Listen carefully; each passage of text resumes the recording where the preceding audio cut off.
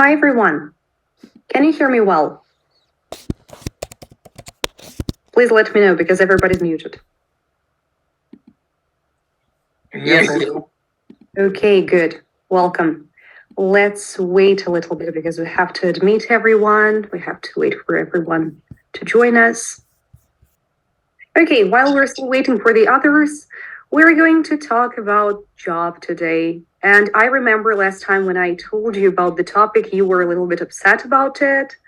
I hope you're not that upset and you're still willing to discuss it. So while we're still waiting for some people, let's do a tiny blitz. And I will be asking you some questions. I want your reactions. So you can send a reaction or you can raise your hand if your camera is on. And the first question is, well, can you give me a reaction or raise your hand if you love your job?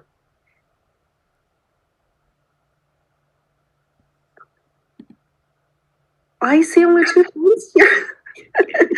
Okay. Let's say raise your hand or send me a reaction if you're indifferent. So it's not like you like it, but you don't hate it.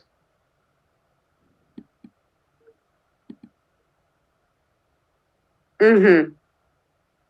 Okay. Okay, good. Give me a reaction if you hate your job, if you literally don't like it. Oh, guys, that's sad. That's sad. And we're going to discuss it today. Okay.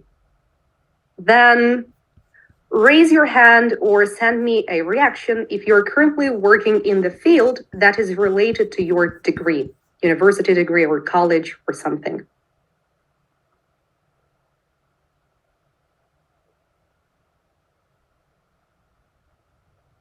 Well, kind of a lot of people. Not bad. Okay. Raise your hand or send me your reaction if you would like to change your job or the field where you work in.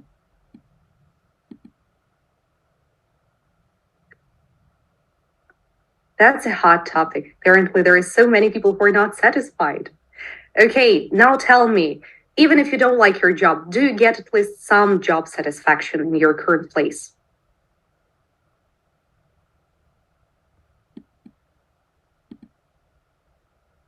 I feel for you guys. Okay, okay. I believe everybody is more or less here and we can start. Now, one more reaction, please. Raise your hand or send me a reaction if it is not your first time here. And give me, wow, a lot of reactions. Good, good. You're active today. Great to see that. And give me a reaction if it is your first time here.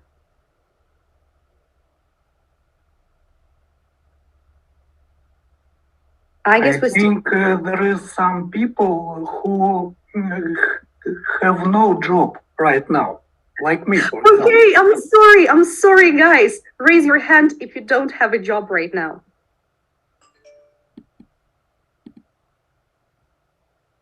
Got it. Okay. Anyways, let me really briefly tell you about the rules and about the structure of today's class, and then we're going to talk about this job.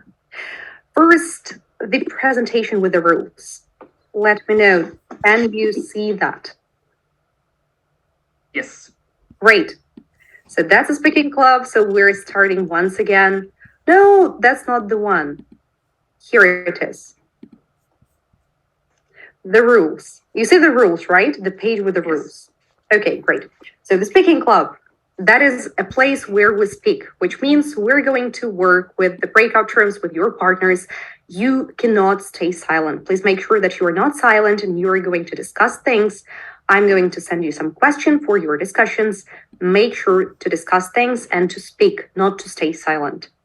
And that brings us to the second rule. Please don't give simple answers. Don't answer with yes or no or I don't know, because that's not a good answer. If you want a good discussion, make sure that you have to think of at least 3 sentences to make a good discussion, right? Make sure to not give simple answers. However, if you're a very talkative person, make sure that you let your partners speak as well, because your partners, they want to speak. They're all here for the speaking practice. That means you're going to work in the breakout rooms of maybe 4 people. make sure that your partners get their ability, like they have this ability to speak. And don't sit in silence even if the questions are over. You will have a set of questions, and you cannot discuss everything because we're limited in terms of time. But still, if you're over with the discussion, make sure to discuss at least something related to the topic. You do not sit in silence because that is speaking club. We're supposed to speak anyways. The structure, we're going to start with the warm-up questions, the thing that we usually do.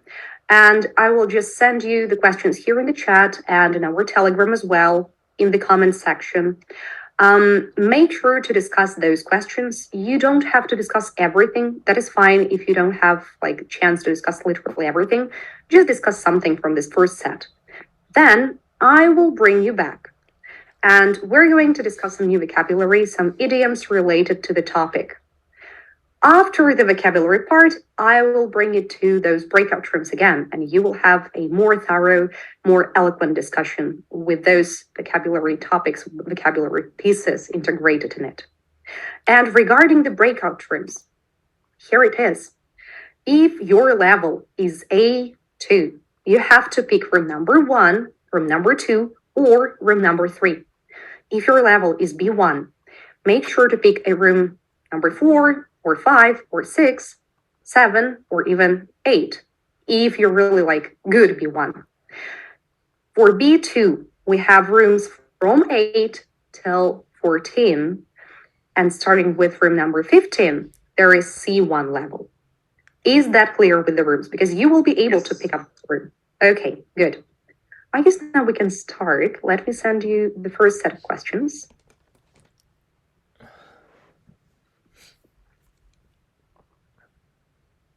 Here it is. Can I see that here in the chat? I will double it a little bit later in our Telegram. Don't worry about that. But first, I just have to open the breakout rooms. There. Okay. Now the breakout rooms.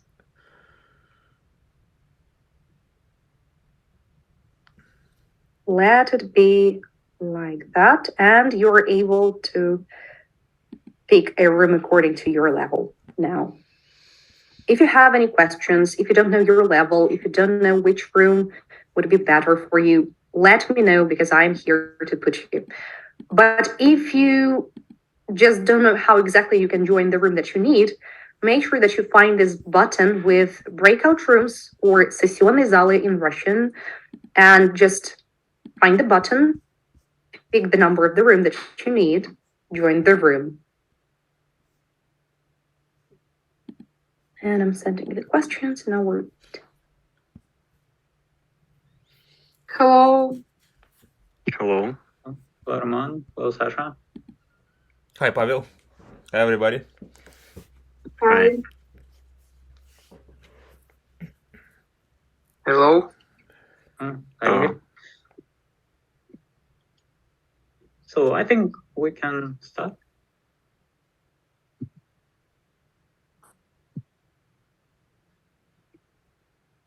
So many questions in first question. Yeah. If you don't mind, I can begin. Okay. So, what the first job you had?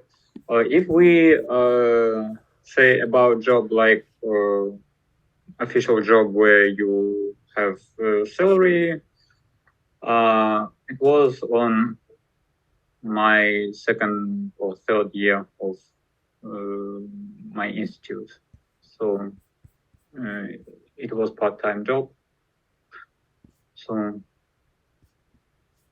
I had to do the same things that I was studying, and I knew something already. So, but it wasn't a successful experience because after a month, maybe I quit because it was too hard for me. Guys, can you send all questions to our chat? I just can't get. I sent them already 9 questions. You can see them. Yeah. Because Sasha joined later, maybe. Yes, I see. Thank you. Again. Okay. So anyone else? Okay, let me proceed with first question. My first job was something like engineer of electronics. Actually, it was how to say it, predecessor of system administrator, because after that, after 1 or 2 years, actually started to work as a system administrator in this place. How old were you? I think it was 23. It was after my graduation from university. What did you have to do? First thing was repair printers, repair different things which have buttons. You know, did you like it? Yes, I was absolutely. How to say it, impressed, and I loved it very much. I spent a lot of hours after finishing my official working day. So it was it was really interesting. So I think that's it. And it was funny place to start working as a system administrator because it was Flavor Mill. You know, the plant which prepare which meal grains to make flour. A bit unusual thing, a bit unusual place. It wasn't IT company. That's a real job to do, Yeah. right? It was conversely. So different experience compared to mine because I started to work as a software developer, as an engineer, and I was given to study a stack of books of SQL database administration, and it was too difficult on my second year of institute, and I quit that job. But next time, the second attempt was when I was on the third or maybe fourth year of institute, and I became an electronic engineer. And it was more successful, so I finished my diploma there at that job. So, Folks, I got a question. What do we consider to think a first job? Like if it's in university, it's one question. It's like it's a first from the first, it's another one. For example, me, I was 6 years old and I was a kind of a street cleaner in Moscow, and I supposed to think that first job is when they pay you, right? And I was paid, like if I remember, I don't know, maybe 4 rubles for a day. It's not a big deal, but for 6 years old, it was more than enough. And I was cleaning mostly in the winter, you know, these several streets in Moscow, like, I was not mistaken, it was like Leonozovo region, or, yeah, and, or Timiryazevsky region, I don't know, district maybe.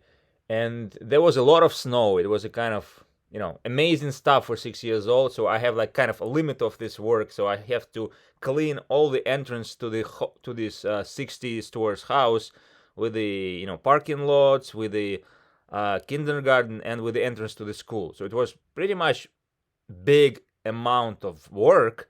Like I usually start at 5 a.m. and finish at maybe 9. And there was another adult, I mean, like really, you know, mature street cleaner. I don't know, like lady. She was maybe 60 something. She was kind of boss. She was kind of manager and boss. Like, Sasha, you should clean this faster. Blah blah blah. We don't have time. People will fall down if you don't clean this street today. So that was probably my first job. I don't know. I wouldn't say that I really like it. I mean, I like the money because I can So it's buy some a toys and experience. some ice But cream. 6 years old. Yes, 6 years. I think you had to use a special small shovel. It was not Because small, 6 years, I It can't was imagine. no, it's not small. It's original one. The only one. There were two types of shovel. One with the with the metal shaft, I would say, and another one with a plastic one. Plastic was much not so heavy for me because I was 6 years old. So it was heavy enough, but not just. So I do it like 40 minutes. Then I was trying to breathe and just rest. Did you do it over the weekends? No, every day. I mean, from Monday to usually Thursday. We didn't do it on Friday, but usually, Monday, Tuesday, Wednesday, Thursday. Maybe some days it was Friday, but mostly I know that my kindergarten and my first school was on Friday. We started too early. That's why I couldn't do that. I remember when my father come to school and asked him, "Can my son come like at 10? Blah blah blah. We will make some home tasks in advance." But he really busy. Blah. But he told them something. I don't really remember what he told them, because usually, 6 years old starts what at 7:30, 8. So usually at that time, all these kindergarten kids should be in the kindergarten or at the school. So it's not a big deal to just tell him, oh, he's busy, he cannot attend kindergarten today or in the first hours. So it's a question. You need to deal with this type of teachers or administration of kindergarten. Who next? Who wants to tell about Yeah, first job? interesting. I can tell you about my first job. It was maybe I was 20 years old, maybe after school, or 18. I don't remember. But it was stretching ceiling, to make plastic ceiling in flat. So we get a hot gun power, I don't know, hot fan, and switch it and stretching the ceiling. I definitely can say that I don't like it because it was too hot. We must take off all our clothes. Sometimes we need to take pants off because it's too hot and we get sweaty. And if we get hard ceiling, for example, hard form, and we must to spend there, for example, 30 minutes, like sauna. And I spent there maybe 2 years. Studying in university on first and second course. My story's end. Did you like it? Really hard work. Yes. I start working after I finished medical school. It was in my 19. And I started working as a physician assistant. In Russian, it's feldsher, an ambulance in Moscow. What should I do? What should I have done? I tried not to kill someone because I was not too experienced, of course. And it was challenging after 1 month, because just 4 months we were allowed to work with another physician assistants or another doctors, and it was like internship, for the beginners, and then you should start to work alone. and it also was in 19th. So I was 19 years old girl, and I worked in Izmailova and Galyanova district. If you know what it means, it's like all of this crazy situation with drug addicted people, alcoholics, police officers, and it's the region that was the district of Moscow that was really famous because of Izmailova-Galyanovskaya OPG. I don't know how to translate it. So I liked it because after 3 years of studying, it was the opportunity to do it in real life. But mostly for the first time, of course, I was afraid because I didn't want to kill my patients. And there was also a problem because I looked too young, not like 19 really, like maybe 16 years old. And when I go alone to the patient, I was really afraid that someone would told me like, you are not a doctor at all. But that's what was okay. So that's it. Yeah. Each doctor, there is saying that each doctor has his own cemetery. Yes. But To develop thankfully- your to practice, you have to kill someone. Thankfully, after a year of working, it was difficult for me to work there because it's really important job, really challenging job with a lot of things to do and to learn. And I entered to university, and after a year, I decided to leave this job because really it was not such a good idea. If you want to work there, you need to learn always. But I started learning another subject, and I had another major. That's why I quit. And I was lucky during this year not to kill someone. Yeah. Fine. So let's move on to the next question. When you were a child, what did you want to be when you grew up?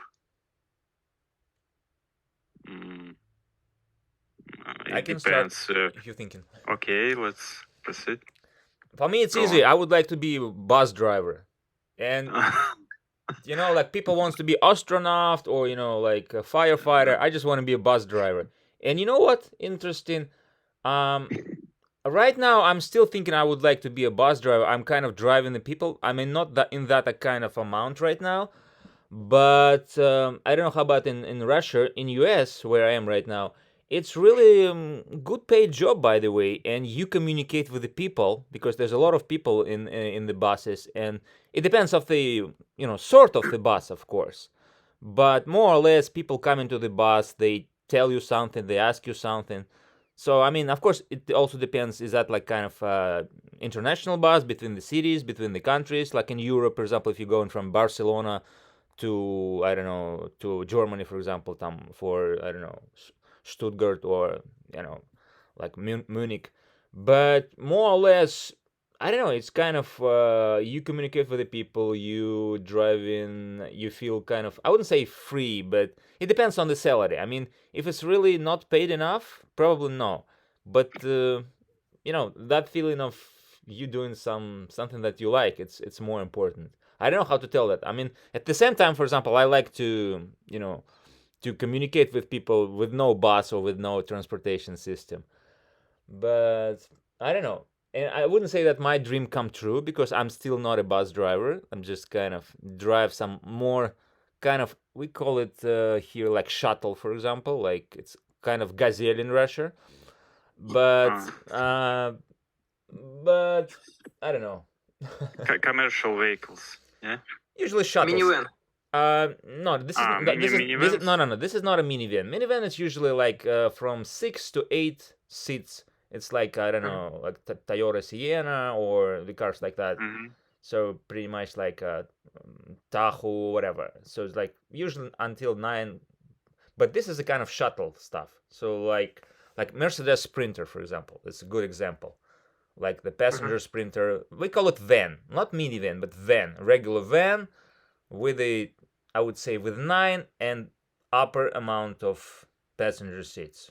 Usually up to 22, if I'm not mistaken. I mean, in average. But in US, they have, what they do, they take a kind of big truck and put this kind of body of the bus and merge it together.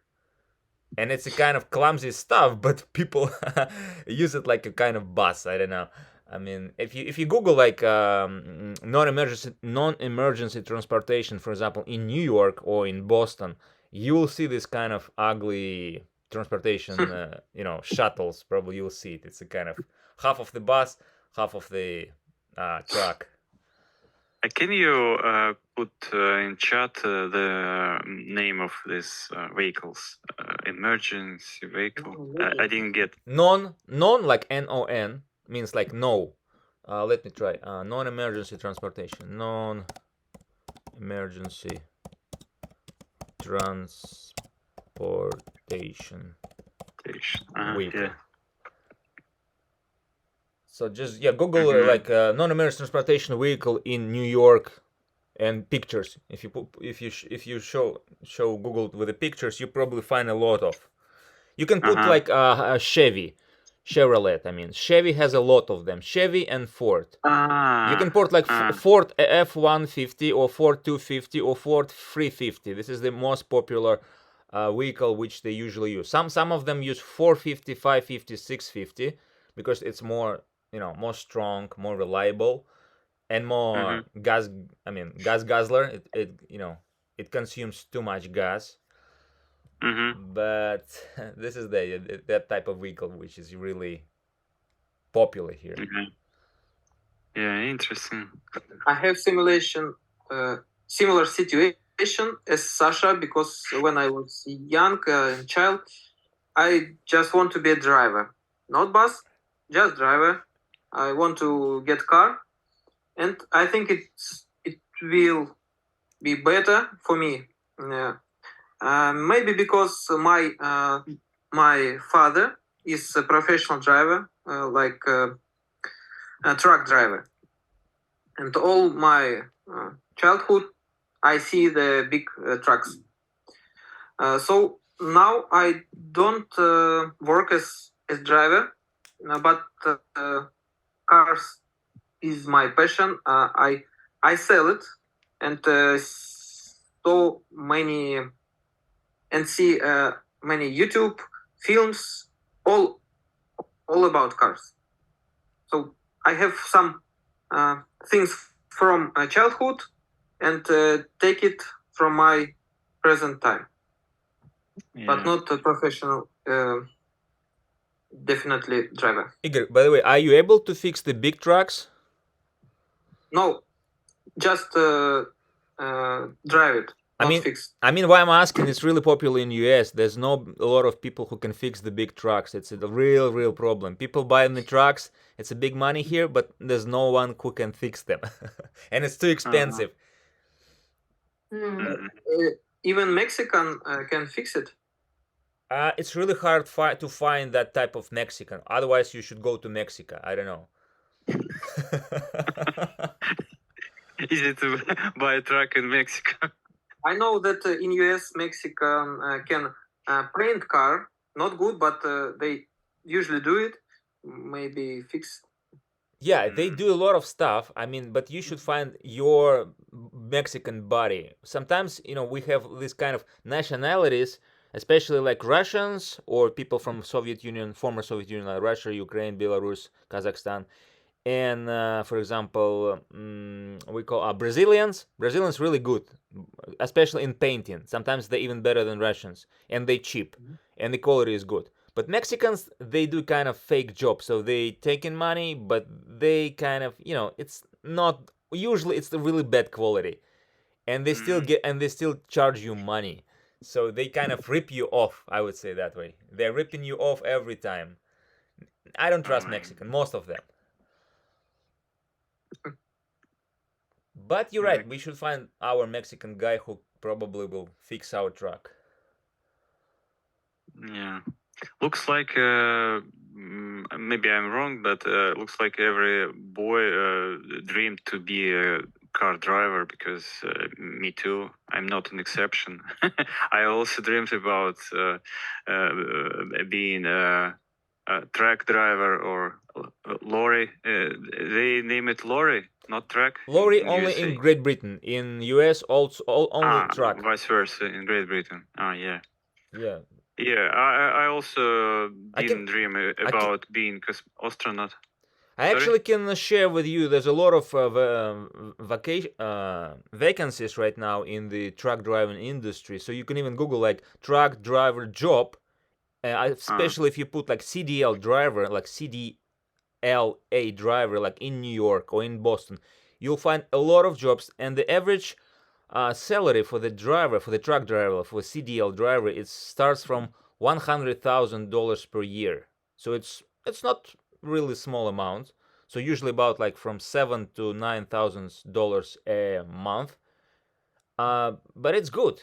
I mean, and you're kind of independent. I know why people say I like to be a driver, because you feel the car, you kind of feel the speed, you kind of in your own world. I don't know. Like I'm driving my car right now. It's not big like truck. It's not big like bus, but it's kind of this is my. I do whatever I go. Not whatever I want to go, but technically yes. If you have like kind of SUV vehicle or kind of Jeep vehicle, you technically can go wherever you want to go. Yeah. And also you bring how to say it pleasure to other people to travel with you. Yes. Bring them in interesting places, show them interesting places. You can also Google this. If you put two letters RV, RV trailers. So you can rent RV trailer, and you can go wherever you want. In US, for example, it's really popular. RV trailers, and people travel all over the US with this RV. That's amazing. I mean, there's a little. It's a little home on the wheels. They're pretty much expensive if you buy them, but right now there's everything. All these solar panels, all this kitchen inside, bedrooms, like generators, all the equipment on board. Oh, looks like we make a boys' room now. Let's Yulia talk as well. Definitely. It's quite interesting because Interesting. Okay. this experience to dream about to be truck drivers, and I really can't drive any car at all. I don't have a driver license, so that's interesting to listen. I also absolutely don't remember who I were going to become when I was a schoolgirl. Even I just remember maybe then I was a teenager. I was going to become a librarian because I just was loving to read books. That's it. And then everything changed, and I really didn't have any serious intention. Or maybe I don't remember it. But as you enter in medical school, maybe you dream to be a doctor. No, it was absolutely accidentally. I finished my 11 years, of school, and I was thinking, okay, maybe I don't want to be a librarian, and where I was going to go, I don't remember. But my neighbor told me, there is a medical school, and after that you can work not as a nurse, but as a physician assistant. It's more interesting, just go there. And because I didn't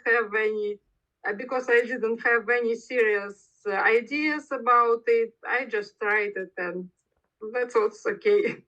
Yeah, it's a problem. How many books did you read a day? When you're in the library, do you remember how many books? I remember I was also working a librarian, maybe when I was 12 or 14 years old, something like this. And you can read anything what you have in the library. It was amazing. Yes, I went with my classmates on the tour to, now it's like молодежная библиотека.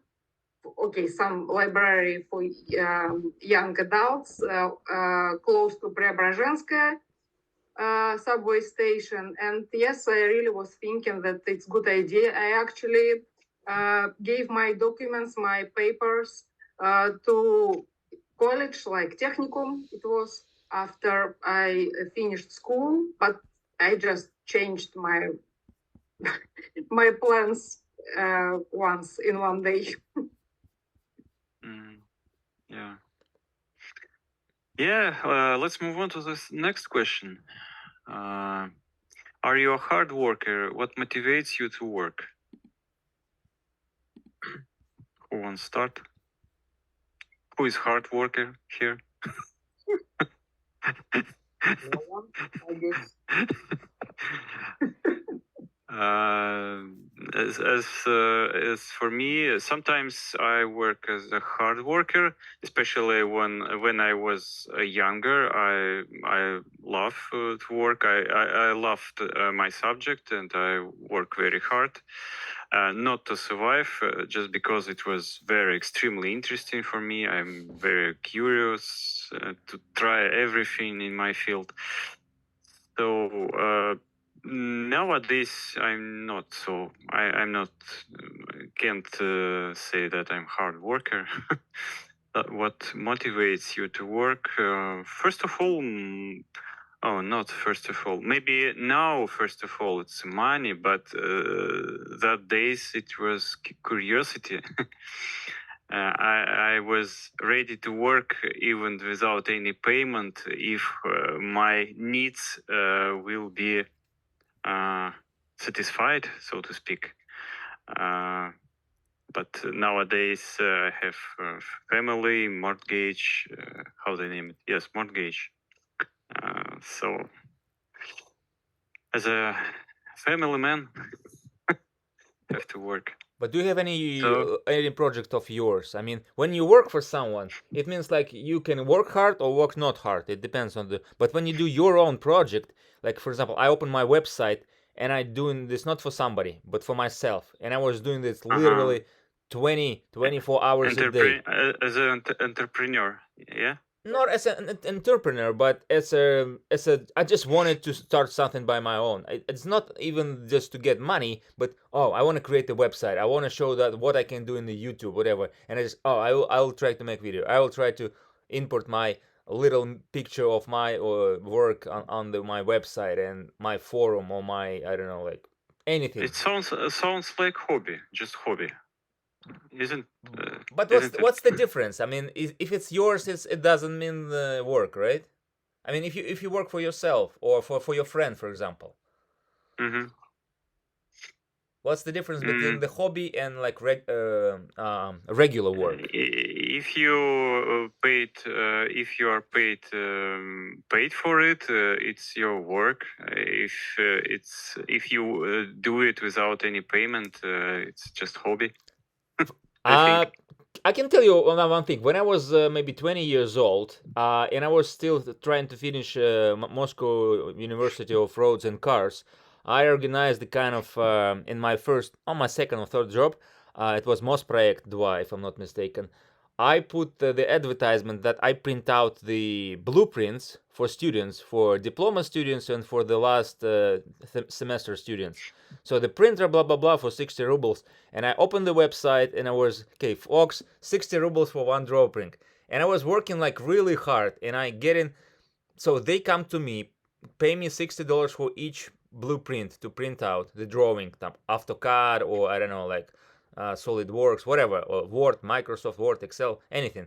So literally I get paid, but at the same time it was my kind of my idea to help people, because people pay usually 300 for a blueprint, and 60 like I just did it 5 times cheaper for students, because students don't really have money like me personally. And that was a kind of amazing. People come to me and stay in the line in subway Mayakovskaya just to print it out in the next 2 hours. And it was amazing. I have a money, I have something that I like to do, and I would like to, to spend like all day at work because I like it that much.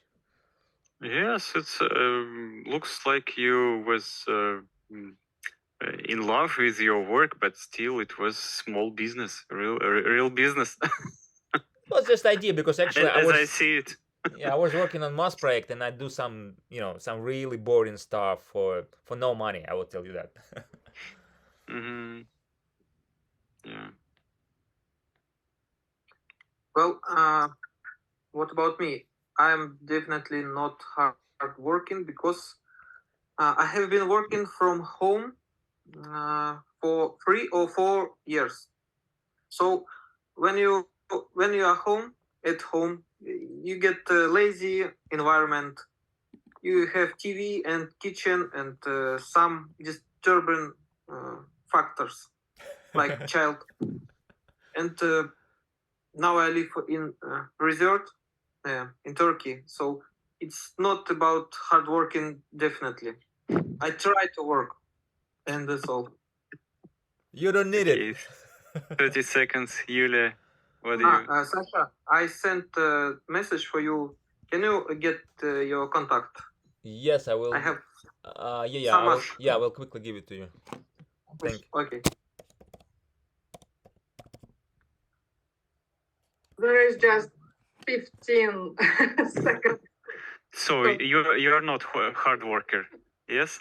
I'm quite responsible person and I also really like my job, but I wouldn't want to work without pay. Oh, dear. That's good. Sorry. 6 questions. 6 questions. That's good. Sorry for interrupting you, but we have to discuss the vocabulary as well. Okay, I hope you had some great discussions about job. And let's talk about some idioms that we have. Go the extra mile. What does that mean? You have to explain it using English. To do some extra effort. To have extra job, to work extra time. To do extra effort to do something.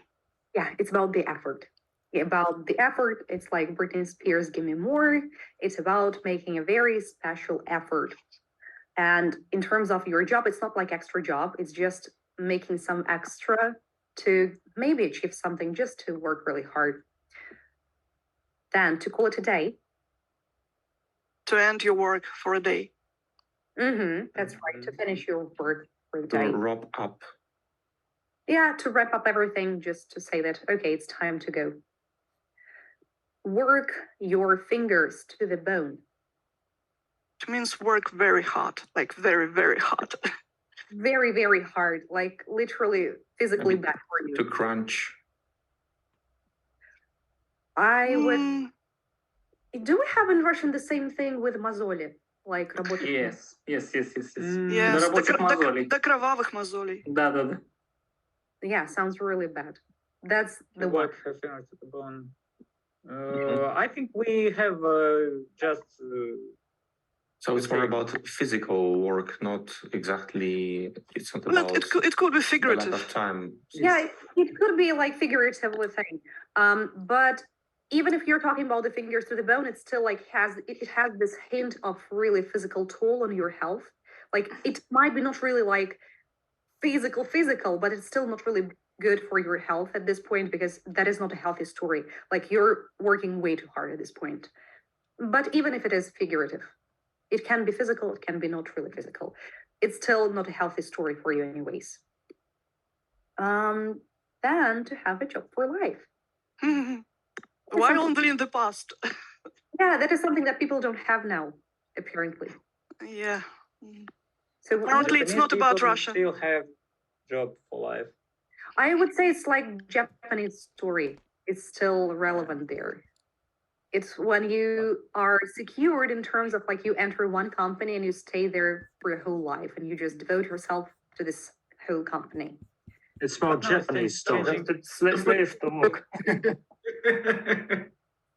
What was that? Changing even now there. Well, I guess Even there now. it's not really quite common. Career advancement. This one is pretty well, clear, I guess. That is more about the progress that you achieve throughout like the career, how you climb the corporate ladder if you're in the corporate sphere. Just the progress. Then job security. What's that? It means like you're sure that you will have this job in the future. You're not feel threatened that you're going to lose the job. Yeah, definitely. So people who are afraid of AI, they definitely think that their jobs are not secure. Then burnout prevention. I guess everybody knows what's burnout. What's burnout prevention? Same part of the Japanese culture. Yeah. Where Something that they don't have in Japan. literally throw themselves out of the windows because they cannot meet the deadlines. But you can try to figure out your own like strategy of burnout prevention. Yeah, suicide is not a very good strategy. It's like in China when they have these companies that produce Apple smartphones, iPhones, and the workers there also throw themselves off from the windows because of the burnout, and they have this net that are installed below the windows, and people just bounce with that net. So this kind of Chinese burnout prevention. That's not prevention at this point. Yeah. It's not only Well, if burnout in their circumstances means death, so it's kind of a prevention. At least they don't die. it's not burnout prevention. It's Suicide prevention, literally. It's a suicide prevention, yes. Yeah. But they are burnout. But an interesting thing is that when we're talking about burnout prevention, like the whole notion of prevention is supposed to prevent things. However, when we're talking about burnout prevention, that is for some reason not only about the prevention, that is also about recovering from the burnout. So if you have like this burnout prevention strategy or something, or maybe some techniques, maybe even you craft those techniques for yourself, it's still not only about the prevention of the burnout, but like the strategy that you have to recover from a burnout. So that is not only about the prevention for some reason. and it doesn't work, to be honest, because we have an experience of investment banking in the United States. If I remember well, Bank of America, Merrill Lynch, they even launched the correction of the internal rules. There, they posted that arrival on work on Sunday is prohibited. Is not recommended, not prohibited, not recommended. That's what you get in this capitalism. Okay, what's vocation? Not with A, by the way, not vacation. Vocation. Trade, profession. It's like a calling. Calling. Life. Yeah, definitely. That's calling, meaning призвание. That is something that, well, supposedly you're supposed to really like this vocation, but maybe you do not really like it, but you understand that that is something that you can do in your life better than everyone, and that profession maybe really fits you or your forts. So that is why vocation, usually it's supposed to be calling and you really like this kind of profession, but maybe that is just something that you're really good at, and you understand that that is something that you could do for your whole life, even if you're not like a big fan of it. Actually, in Japanese, there is a very good word to describe this. It's ikigai. It's like basically a reason to live when you combine different areas, and that's exactly what ikigai means. Yeah, but ikigai, it kind of is a combination of something that you like, you're good at, people can pay for you for that thing. That implies that you're supposed to like it. But anyways, vacation is supposed to be something that you like. But sometimes it might not be really. It can be this part of ikigai where people can pay for you for that thing, but maybe you're not really like a big fan of it. It can be partially ikigai, but not really the core of ikigai, I would say. Half ikigai then. Half ikigai, definitely. That's right. Remuneration. Money. Money. Not about money. But It's also about money. Not only money. what else could you call remuneration? Some benefits. Food. Some Like- benefits in Russia, it's usually insurance provided by Medical different insurance, definitely. Okay, then. It's mostly money, obviously. Well, the idea is supposed to be money, yeah. It's just that insurance, you would still have to pay for the insurance. They just pay instead in this way. Okay. In Google, they can bring docs to their place of work, so maybe that's also remuneration package. Then there is this. Do you want to say something? Okay. Anyways, there is this thing with intrinsic motivation and extrinsic motivation. And that is something that I really want to show you. But the idea is that intrinsic motivation is something that motivates you from inside. That may be your first passion or maybe something that you really like doing. Extrinsic motivation is not necessarily a good thing. It can be salary, it can be rewards, it can be strict deadlines, it can be punishment that you're afraid of. It still motivates you at a certain point. That is why it's external. But intrinsic motivation is something that comes from within. And let me show you one picture just to show you what exactly could be intrinsic and extrinsic motivation. So if we're talking about intrinsic, that is your passion, something that you like. Maybe you do it because you want some autonomy, or maybe you want to find your purpose or sense of self-fulfillment. So that is something that comes from within. Extrinsic motivation is something that you would get because, well, you're motivated. Apparently, you will do some work and you will be rewarded somehow, maybe with dopamine, maybe with benefits, maybe with some punishments. It's not like in a positive way, but you're afraid of them. So that is like why you're motivated to do some things. Like people who are really afraid of deadlines, they usually like do their job well in those strict deadlines within the framework of the deadline because they're afraid of that. So it's still a motivation, but not really a good one, but it can work. So it depends on what exactly is the focus. If the question is whether it motivates you, you can be really motivated because you're afraid of that and you're afraid of those deadlines or punishments. So yeah, it motivates you, but it's not really a healthy story once again, especially for your mental health. So basically, an intrinsic motivation is a commitment, and extrinsic is an obligation. Not really, because while it's extrinsic obligation, like you like money, it still motivates you. It's not something that you will get from within. It is something that you will get from others, but you're still motivated, right? So extrinsic is something that you apparently would get from other people. Maybe it's a bad thing like punishment. Maybe it's a good thing like recognition or some benefit or like good salary. Intrinsic is when you really do things because you really want it from inside. You want it for yourself, firstly, not for things that other people will give you in terms of emotions or something like material, but just in terms of your own senses and emotions, something that you really want to get from you. But you can also have like self-punishment, and money is not a goal. Money is like a tool which you use to get to a point. So there is some kind of interesting correlation because some of these examples can be either in the red or in the blue circle. So it's not exactly 50-50. If you're talking about this self-punishment, it's still intrinsic because that comes from you. Yeah. But once again, it's not necessarily about positive or negative things. It's more about where they come from. So if it comes from you, from inside, and you're motivated because you're afraid of self-punishment, okay, that's still intrinsic motivation. But usually it's just, it's highlighted, like intrinsic motivation is something very good, something that inspires you, and you will get some good emotions. But that is a good point. You still have to refer to that as intrinsic motivation, even if it's still self-punishment. Yeah, that's why I said maybe commitment, like New Year's commitment, goes to the intrinsic motivation because you want to do something, you want to change your life. An obligation is when your boss tells you to do something. We usually use these words in different contexts. Why would you like to change your life? So the idea is why? Do you want recognition? Do you want to become famous? It's not intrinsic. You want recognition from others. So that is extrinsic motivation. But if you want it only for yourself, okay, that would be intrinsic.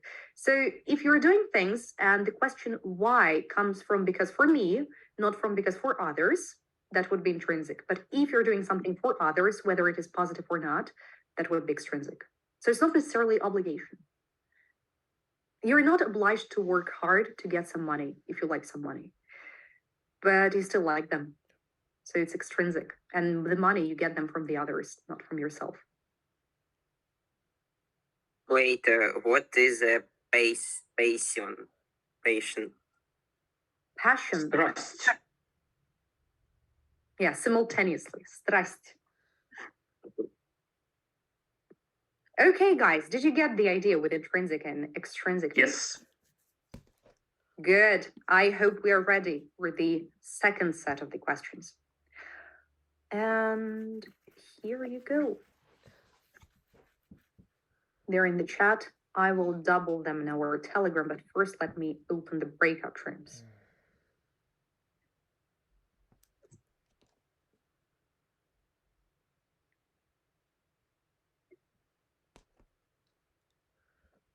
Here we go.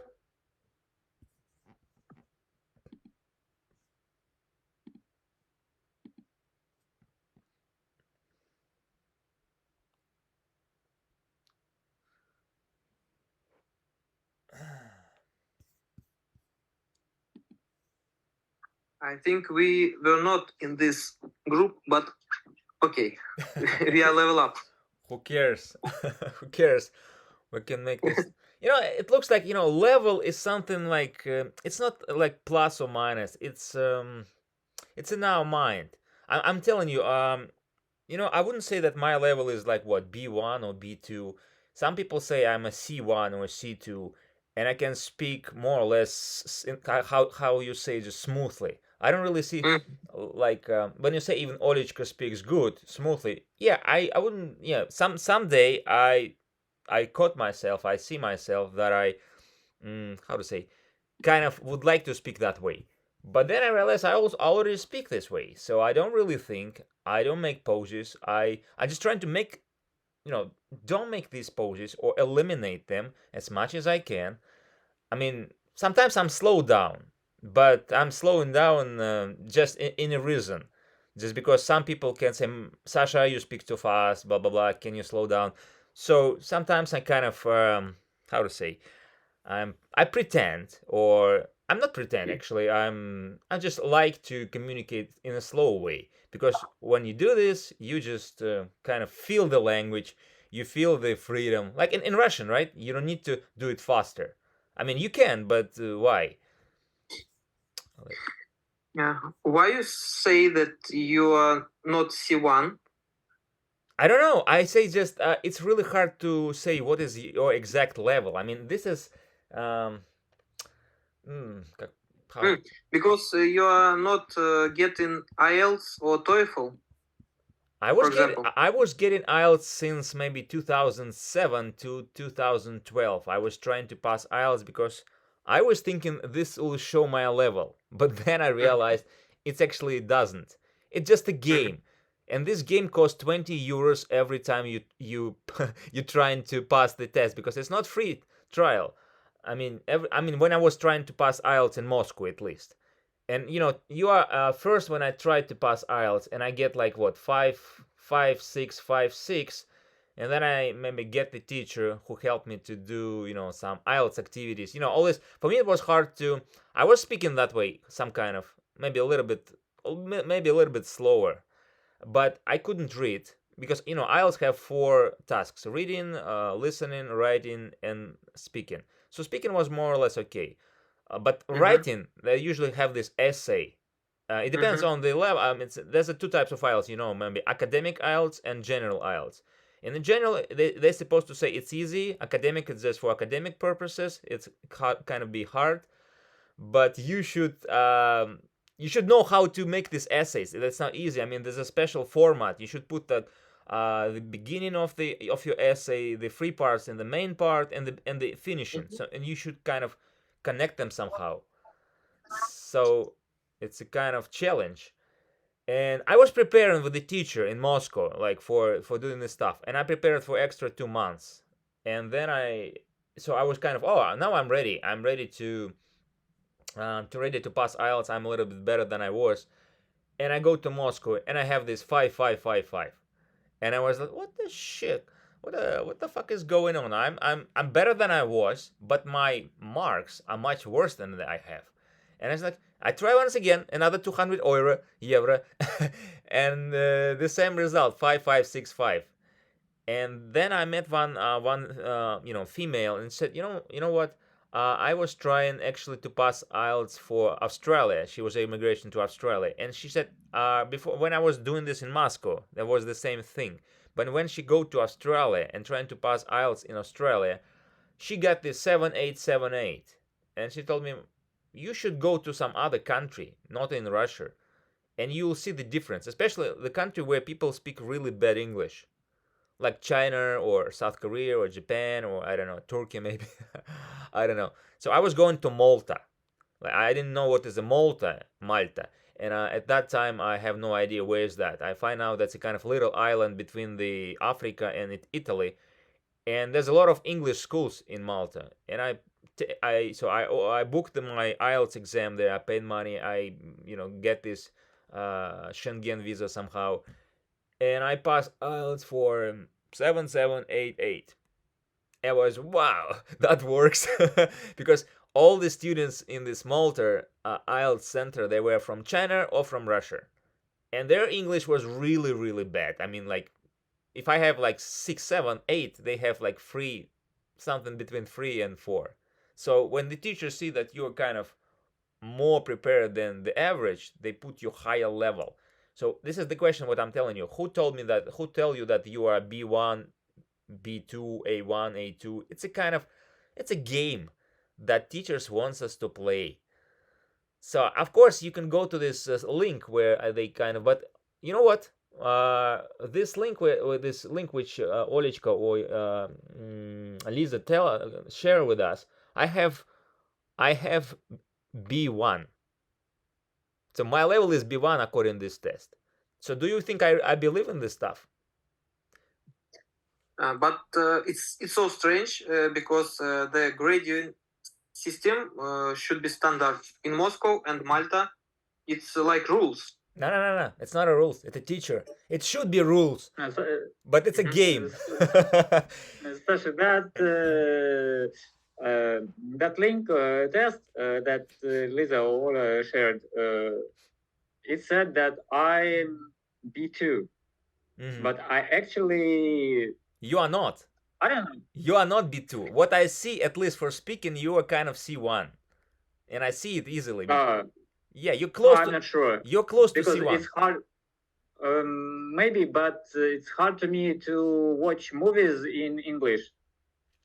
I will open. I don't know. I will open you a secret. You shouldn't watch the videos. First, if it's really hard to get the videos, start to listen them. Because I mean, just make a kind of joke like this, game like this. Come to the video and close your eyes. If you, I mean, really, because your eyes give you information. At the same way, I got the idea. You can watch the Chinese movie and you understand 70%, even though you have no idea what the Chinese language. So your eyes gives you half of the information. But when you close your eyes, there's only audio content, and you say, "Oh, geez, I don't understand completely," or "I understand this." And one more: don't watch all movies. Watch movies which level is more or less good for you, because they also speak fast. You don't need to to be kind of starting with the fast conversation. Choose something like I don't know, Forrest Gump, for example, and then just try to get the level of listening a little bit higher. So I usually start with a podcast. I can share you some podcasts. I don't know. I share with Igor my Telegram. There's some ESL. What is it? freetalklive.com. It's a podcast which if I'm not mistaken, it was in New Hampshire here. So they started maybe 2006 or 2000. I start listening to them. Right now they on YouTube. They also have this radio. They speak really fast. But this is the kind of level you are trying to get. So the biggest problem is not your grammar, or you have only two challenges: speaking, like I do right now, and listening, what you're doing right now. So this is the main skills that we need. Nothing else. Nobody asks you like, Mike, can you please just write down your name, or how to? I mean, it's all about tests. I need to write. I need to write from time to time to my customers, to my clients, to something like that. But it's a template. Mostly it's a templates. Of course, you need to have some skills in writing, but in most cases, if you are a developer or if you are, I don't know what, some IT guy, most of if you support or somehow, you have all these templates. Because I was also in Java, blah blah blah. I get last April, 1 year ago, I get to the Apple. I got the offer to the Apple, and I get there, and you know what? I was fired. I mean, terminated, and you will not believe why. I was fired because of my level of English. Could you believe in this? Because if somebody told me that my English level is bad, I said, fuck you. Who told you my English level is bad? I'm really, I express myself even faster than in Russian. I speak faster than in Russian. But I didn't understand all these Indian guys. Completely. I know what I'm telling you, man. I'm not working today for a couple of... And you say, what the fuck? Can you please repeat what I'm telling you? For... I stuck with this Indian accent. I stuck with this explanation. I stuck with these videos. But for this reason, I watch some videos with Indian guys who explain some things of English. Yeah, fortunately, all YouTube are really overloaded with Indians, and you can watch like entire day for. But sometimes I know that most of the interesting videos are getting from India. I found so many hits and tricks and a lot of information which no American never share with me. All the Indians, all this free software or hack software, all these Indians guy found it somehow and share all this stuff. It looks like, I don't know, like 500 million Indians all go to YouTube and decided to make video. So the only problem is to find whatever you need to find, because you don't really have enough time. So you need to search it, in a quality basis. But yeah, I just subscribe to one channel, so I subscribe maybe 15 channels where they freely give you like Java lessons, Python lessons, QA lessons, a lot of stuff for free, like 5 hours one Zoom and 5 hours another Zoom, and I don't know, like 100 Zooms for 5 hours, so you can watch it for the next 2 years, and I'm not sure you will finish. But yeah, I just subscribe to English lessons. So for language lessons. But man, believe me, it's really hard to understand what you're talking about, It's really hard to understand. Yeah. Every time I attempt to understand, and then, man, what are you talking about? When you call him, I call you back, and they call me here because they're in most of the recruiters in California. I say, man, I'm calling you for now, whatever. And I understand, like 30%, 20%. I say, man, can you repeat? Can you open your mouth and speak a little bit more, separate the words? Don't swallow the words. I mean, I'm Russian, but I'm trying to speak kind of in understandable way. So why I know. Please take your hands out of your mouth, man. Start eating when you speak with me. And people say, okay, this is what is it? You insulting me, man. They tell me, you insulting me. It's rude, they tell me. I say, man, it's not rude. I'm trying to explain. I'm trying to understand you. I'm trying. I'm not a native. And I don't consider that English is my native. But you Indian guys, you consider English is my native language.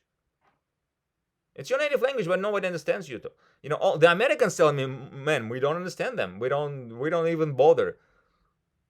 So who bothers? I think it's every time it depends. Of course, it depends on goals which people has. So if someone want to be understood, he will try.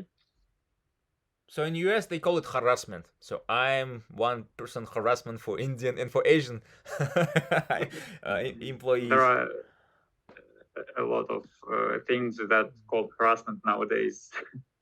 Yeah, exactly. But they have special rules. They have list of the rules. When I have the orientation, when you get to the job, the company like Apple or Google, they have like 1, 2, 3 weeks of orientation, and they tell me like 1 week we were just passing the test on harassment. They have a lot of tests, like 1 day, 6 hours, like a kind of role play in the internet website. So the questions like multiple answer questions with is that harassment to lead your girlfriend or to your boss to the restaurant, to pay for your boss, not to pay for... I was shocked, like, what the are we going to work or are we going to... All important, things. Should I give the presents? It's a game which America, Europe plays now. Yeah, and in Russia, for example, I like to give presents to most of my employees or to my boss, to the flowers, or let's go to the bowling, blah blah blah. They say no, it's a kind of it's not appropriate here, blah blah blah. It's a kind of, you're kind of bribing me. Yeah. So they kind sometimes rules are correct and I agree with them, but mostly they exaggerate. Do you think? Don't you think they exaggerate? Перебарщивают. Yeah. They exaggerate and they, how to say, they try to feel offended very often. So, By the way, Russian people. Pavel, would you mind if you share your Telegram in the chat? I mean, I can share mine if Igor already know. You know, sometimes I like to speak with the people, but we disappeared. And this is not my account. I don't want to lie to you. Like this is my neighbor account. My name is Mike, but Sasha D is my neighbor. I see. So you was 686. It's your. Yeah, it's me. It's me. There's a like young person with a red blah blah blah. I was working in Moscow in Coca-Cola. So you see Coca-Cola in my background of this image. So how old is this photo?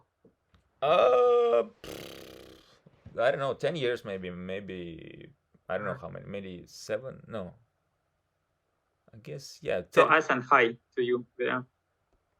Okay, thank you. Let me find hi. At least, you know, sometimes because I see some other clubs and I'm wondering like why, because you know something tells me that Olechka and Yelizaveta will put this club in several weeks into payment, because this is their goal. I see it. I think the same. Maybe they will do it for payment, definitely. At least maybe they just will gather a lot of people and or will offer them something else with payment. They already offered their lessons, courses. So I think it's a good idea, and of course, if that works, that means it's a good idea. If we like it, because I keep going to this kind of. But I have a little bit another, you know, everybody has their own goal. I'm trying to find the people with whom it's, for me, kind of pleasure to communicate. And, you know, I just really to find these people in your region, your environment. Mexicans? Russia, of course, Russians. You know, Russians, when they come here, they change it. They change drastically, and you know, most of the Russians, they don't really speak English. They don't need to. Like, you know, Mexicans, they speak Spanish, though. Mexican Spanish, they don't really need to. I mean, they communicate somehow.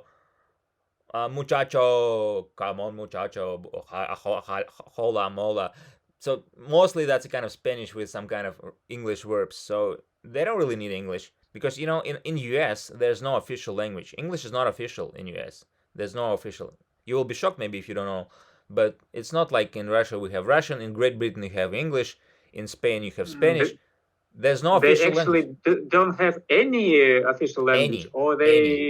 Any. I mean, even though you have law system and the courts and the, you know, all the judges, they use English for the last, I don't know, 200 years. But right now they start adding Spanish to this English. So in all this DOT, what is it? Department of Transportation, for example, if you need to get a license, right now, driving license, for example. I know that some tests are still in English. Like if you want to get citizenship, it's in English, and if you want to get like CDL, there's a CDL test. Also, like if you truck driver, you also should speak only English to the officer. They don't. If the officer see that you don't speak English, you have problems for your CDL license, but not for your entire life. Because there's a question: how did you obtain your license if you didn't really get the exam? I mean, test for truck driving. But in other cases, I mean, in New York, for example, you can get driving license in 12 languages: Vietnamese, Russian, Chinese, English, Spanish, French. What else? German even. So there's a list of questions. Maybe. Arabic, definitely. Yeah, all this community stuff, you can get most of the, and health insurance. You got to the hospital, there should be interpreters in your language. And I even find out that there's not enough Russian interpreters, not just regular Russian, but male Russian interpreters, because a lot of Russian males don't like when they have Russian female interpreter and say no, I wouldn't, because if they talking about the that's some kind of intimacy problems, or like intestines or whatever, like bowel or other stuff, they think it's too private. And because usually Russian females who speak English, they are pretty much young, and if this man is 70, 80 years old, he is a kind of shy, or he is not feel comfortable with all this, I don't know, 25 years old beautiful Russian lady or Ukrainian lady or whatever. So they're supposed to find some male who will deal with them, and it's a problem because males don't really speak English in US. I mean, Russian males. I mean, for whom Russian language is the native language, because you should interpret from your language to English back and forth, because most of the doctors speaks only English. That's the problem. But yeah. All right. So you see, when I was also asking in the chat, people, I was asking some questions, and people said, Michael, you are getting a little bit out of the questions list. Let's us asking the questions. But I said, Fox, it's a game. It's just to give you the topic that you wouldn't keep silence. But technically, nobody cares what are we talking about. If we feel passion, if we feel that we like communicate with each other, who cares what we're talking about? Are we talking about computers right now? Are we talking about how to repair and fix the vehicles? Are we talking about how to meet your girlfriend or the next date? I mean, this is my point. But mostly I have been told, Michael, Sasha, please ask the question, answer the question. So Fox, you can communicate. You got this opportunity, so use it. Yeah, that's true. By the way, I didn't tell you. I actually also launch sometimes Zooms for free. I have 2 teams. Do you know Kovchek, by the way? No. Because I came to this Olichka OpenG from Kovchek. They gave me the link. And Kovchek also kind of Telegram community where they, in different countries like Turkey, Armenia, Kazakhstan, so they have different languages, the free teachers actually. Free volunteers who teach you not only English, they have maybe 15 languages right now. So from Italian, and even they have Scandinavian languages. I know that I right now trying to book myself to the French language, which I like to communicate. I mean, don't ask me why. I just want to express myself in French. I speak a little bit French right now, but I want to be a little bit better. So how many languages do you speak? English, French, Spanish? I would say I speak really good in Russian. Russian is my native language. I'm really good in it. English is not so perfect, even though it seems that I speak fluently, but I just, stand out. I pretend that I speak good. At least pronunciation is not in English pronunciation, not native pronunciation. I can change my pronunciation in the different way. It doesn't really mean that you need to listen me this way. Pronunciation is just a game. You would like you just like to have Russian accent. Да, конечно. Я сейчас по-русски скажу. Акцент, это, знаете, такая вот, как я сейчас с вами с индусским акцентом говорил, это вы можете его по щелчку поменять. Главное просто понять, вам нужен этот акцент или нет. Для меня это игра. Люди, Олечка, эти R делает, и people, у нее американский. У нее не американский, у нее мешанины из британского, австралийского и американского. Какие-то звуки она произносит с американским. Я слышу, для меня это какофония 5 акцентов. И мне это прикольно, потому что люди, которые не тут и не там, они воспринимают, как она здорово говорит. Ну, и с учетом того, что у нее большой опыт, и она говорит достаточно, как вы говорите, smooth, ощущение, что, круто, я тоже так хочу. Но по факту, если вы дойдете до примерно этого уровня, или хотя бы там примерно до 50%, вы поймете, это, конечно, круто, но куда дальше? То есть вы поймете, что это не самоцель. Это как бы была самоцель, но сейчас как бы вы пытаетесь... Слушай, а я вам скажу, для меня, например, самый челлендж сейчас, это понимать калифорнийский English. Вот как они разговаривают. Это просто туши свет. Реально, когда... but I think that it's more understandable if you speak more closer to some native accent. Maybe I don't know, some classic. Oh, really? We can classical speak that accent. way. It's not a big deal. British English, I know about that. I heard about several times. Lord, like in London, they speak that way. Yeah, I know that. So Smash up when you from Indian and English language. What? Like, What? Can you repeat the question, please? I think you have mashup from Indian and English version. Мне надо of услышать, да, language. мне надо услышать британский, чтобы я четко, потому что сейчас у меня мешап идет этого индиша, хиндиша, потому что у меня немножко мозг им забит. Когда тебе каждый день звонят хиндиши и говорят, «Ра-ра-ра», уже немножко оно висит в голове. Но вот британцы, открываешь какого-нибудь Хиллори, его шоу, и у тебя British English уже все. Ты уже целый день там, или Стинга того же там, или я не знаю. Benedict Cumberbatch. О, да, либо этого товарища. У него хороший голос, кстати говоря. Шон Коннери, опять-таки, вообще просто классика. Но там шотландский такой красивый. So it's a kind We don't know because we see films only in Russian dublage. But you can open the DVD with the Sean Connery and take out the Russian track. You can open the YouTube. There's a lot of YouTubers who just they share. Even though YouTube delete all this stuff, you can find the torrents. You can find original Sean Connery voice. That's amazing. It's like I'm listening and I'm get passion.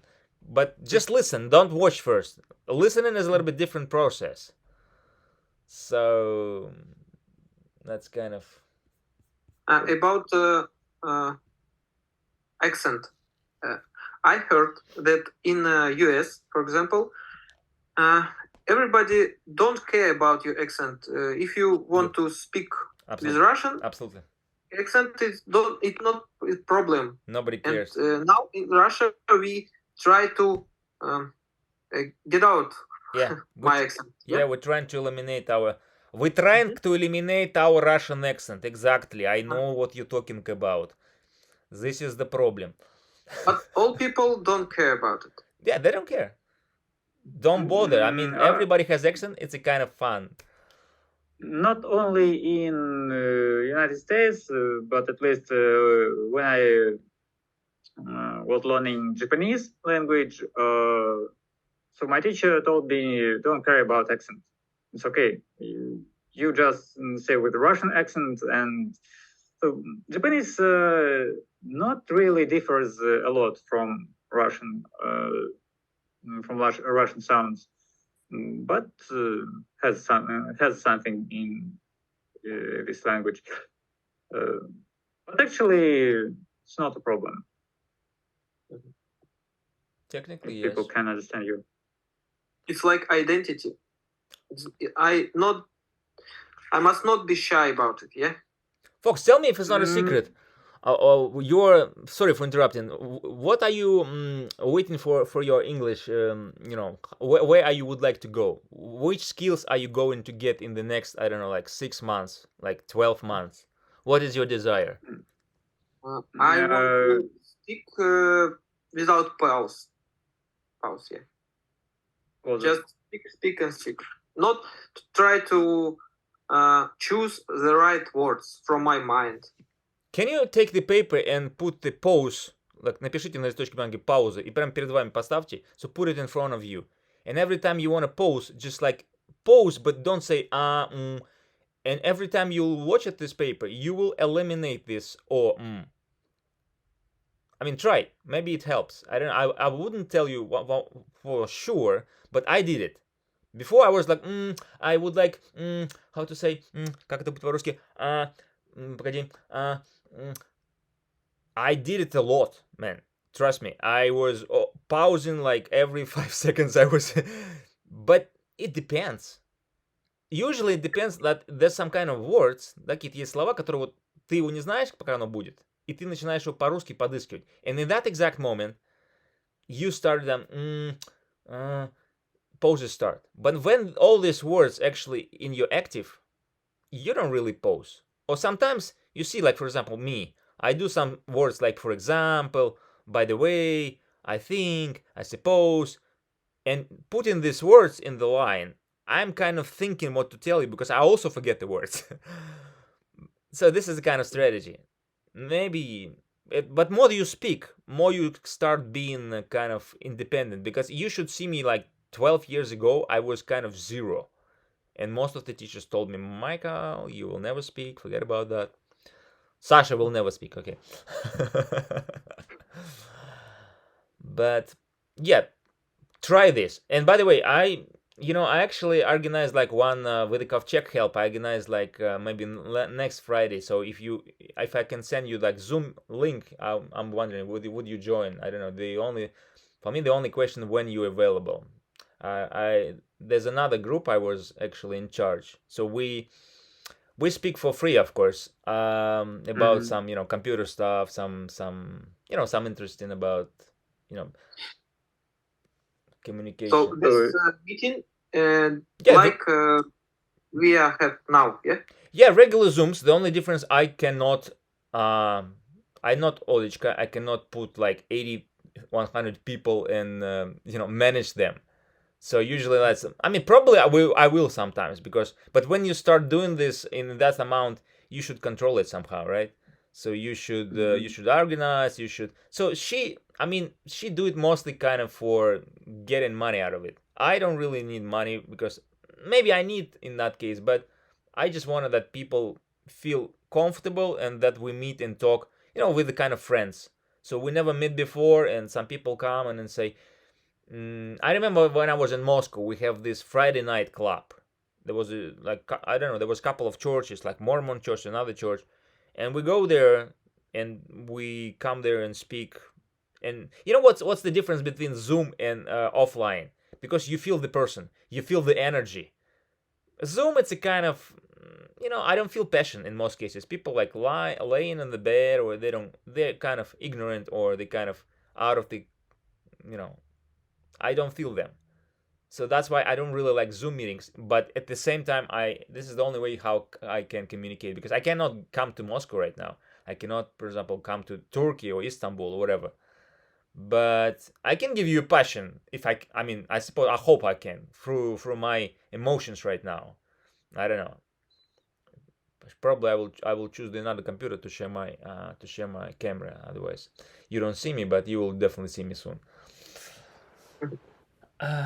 Okay, I like this idea, so I can connect. Yeah, at least we exchanged the Telegram addresses. At least it is more than nothing. At the same time, yes, some questions not to forget. Yeah.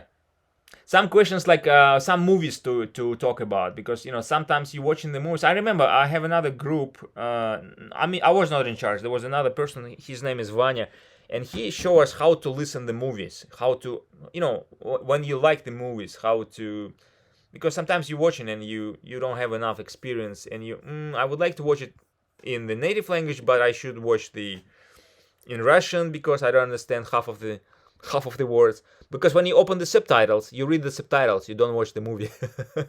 I read. Do you like musicals, guys? No.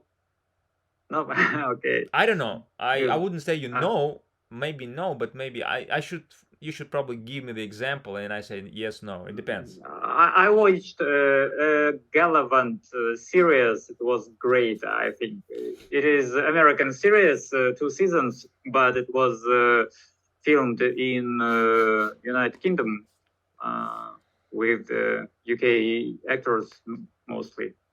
Maybe not only. So it's great. If you don't mind, you can watch Galavant. Galavant. Such a sad topic, and usually people are upset when they have to talk about their works right after their works. Never. Wow, there's a ton of people. Hello again. At least you had some discussions. Guys, welcome back. How many questions have you discussed? 1. We discussed about Almost 7. Exactly 1. Just 2. We stopped at the first question. Yes. Got it. 6. Oh, it was very interesting discussion actually, and thank you for the questions. 8. I'm so happy. I wish you had enough time to discuss everything, because, well, the questions, they're usually interesting. But well, we have the timing. That is why it's over. But I hope you had some really great discussions, even if it was just one question. I hope you enjoyed it. So, just speaking about work in Russian is not that interesting, but maybe in English it's not that bad because you still have to practice. Well, it's still sad, but anyways, I hope you liked it. And you were not that sad as last time when I told you that we were going to talk about work. Anyways, thank you very much for coming. But before you go, I have to take a picture. So please make sure to give me a reaction and smile. Put your smiles on, and I'm going to take the picture of us.